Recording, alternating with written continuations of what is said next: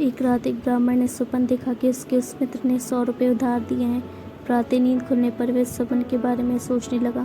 वह सोचने लगा कि स्वप्न का अच्छा या बुरा फल क्या होगा। बाद में उसने अपने मित्रों और करीबियों को स्वप्न के बारे में बताया।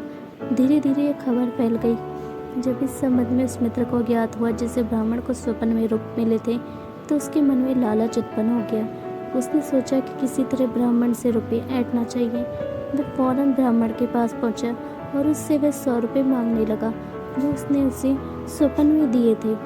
पहले तो ब्राह्मण को लगा कि उसका मित्र उससे हंसी ठिठोली कर रहा है, किंतु जब वह बार बार गंभीरता पूर्वक अपने पैसे मांगने लगा तो ब्राह्मण बोला, मित्र, वो रुपये तो मैंने तुमसे स्वप्न में लिए थे, यथार्थ में नहीं, चाहे कहीं भी लिए हों। सच यह है कि तुम्हें आवश्यकता पड़ने पर मुझसे रुपये लिए थे। अब मुझे आवश्यकता है, इसलिए तुम मुझे वो रुपये वापस कर दो। मित्र क्रोधित होकर बोला। ब्राह्मण बेचारा दिन भर परिश्रम करके किसी तरह अपना गुजारा चलाता था। उसके पास फूटी कौड़ी भी नहीं थी। वे कहाँ से 100 रुपये देता। उसने मना किया तो दगाबाज मित्र हाथापाई पर उतर आया। ब्राह्मण क्या करता, रुपये देना उसके सामर्थ्य से बाहर था। वह भी डटकर खड़ा हो गया। दगाबाज मित्र को आशा थी कि ब्राह्मण उसे रुपये दे देगा, किंतु जब उसे अपनी दाल गलती दिखाई नहीं दी तो वह ब्राह्मण को यह धमकी देकर चला गया कि मैं तुमसे जरूर रुपये वसूलूंगा। गवाही में उन लोगों को उपस्थित करूंगा जिसके सामने तुमने रुपये पाना स्वीकार किया है। अगले दिन दगाबाज मित्र ने ब्राह्मण पर उधार रुपये लेने का अभियोग लगाकर न्यायाधीश के समक्ष न्याय की गुहार लगाई। न्यायाधीश ने दोनों पक्षों की बात सुनी, किंतु कोई निर्णय ना ले सका। सोच विचार कर न्यायाधीश ने मामला बादशाह अकबर के पास भेज दिया। अकबर ने मामले पर अच्छी तरह गौर किया। ये जानते हुए भी कि मित्र सरासर धोखाबाजी कर रहा है, अकबर को मामले के निपटान की कोई तरकीब ना सूझी। आखिरकार उन्होंने बीरबल को बुलवाया।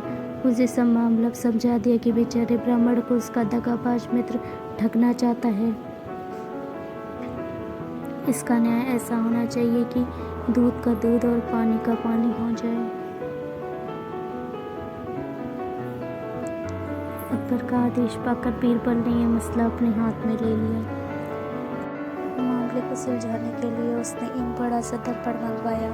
उसके बाद उसने उस दर्पण को इस तरह रखवाया कि उसमें रुपये की छाया दिखाई पड़े।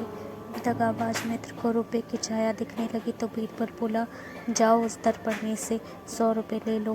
दगाबाज मित्र अचंभा जाहिर करते हुए बोला, वह मैं कैसे ले सकता हूँ, वह तो रुपये की परछाई है। बीरबल बोला, ब्राह्मण ने भी तो स्वप्न में तुमसे रुपया पाया था, वह भी तो परछाई ही थी, फिर तुम असली रुपया क्यों चाहते हो। दगाबाज मित्र की गर्दन झुक गई। उसे कोई जवाब दे देना बना। लाचार होकर वह खाली हाथ ही वहाँ से जाने लगा तो बीरबल बोला, तुमने आज ब्राह्मण को व्यर्थ में परेशान किया है, उसके काम में रुकावट डाली है, अतः बिना सजा पाए तुम यहाँ से नहीं जा सकते। तुम्हें जुर्माने में 100 रुपये ब्राह्मण को देने पड़ेंगे। दगाबाज मित्र को मजबूरन 100 रुपये गरीब ब्राह्मण को हरचाली के रूप में देने पड़े। इस तरह उसने अपनी करने का फल भोगना पड़ा।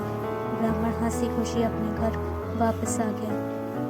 दोस्तों, अगर आपको ये अकबर बीरबल की कहानी अच्छी लगी हो तो चैनल को लाइक और सब्सक्राइब कीजिएगा ताकि इसी तरह की और कहानियाँ आपको मिलती रहे। And thank you so much for watching. Thank you once again. Keep watching, keep subscribe, keep follow.